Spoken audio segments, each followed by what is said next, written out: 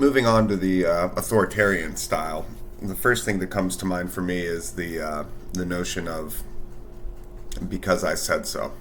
I think that we've all seen or maybe experienced, the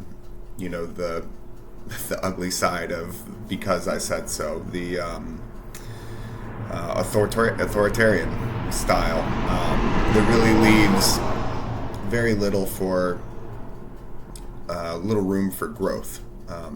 Because I said so leaves a child or an individual without understanding of why they're going to perform the action they're performing. Even if they're not resisting, it leaves a lack of understanding.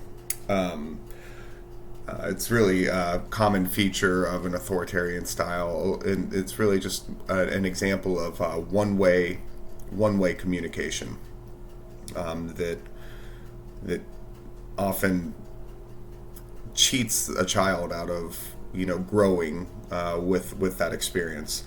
A lot of times, authoritarian style is going to have really strict rules with little consideration of feelings or social behavioral needs. And it's very rigid, stern discipline. I think it's one of those rationales that a parent might use is when they say, it's just tough love. But you're really kind of hindering your child, I think, with authoritarian approach, where you could get the same results with different ideas. A lot of times, an example I would think of would be like the kind of drill sergeant. I think of like a drill sergeant dad that thinks that they're instilling discipline when it kind of backfires sometimes. So easy to confuse with authoritative, but really just very different.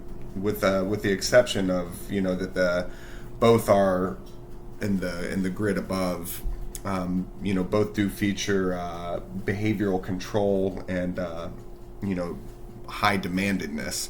It's just that in the authoritarian style, while you do have a high demand, you really have a low responsiveness, and that's just a disservice, in my opinion, to anyone that's looking up to a parent or a boss or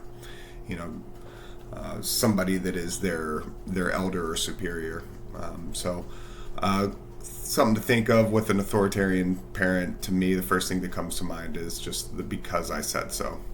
Very common indicator of this parenting style.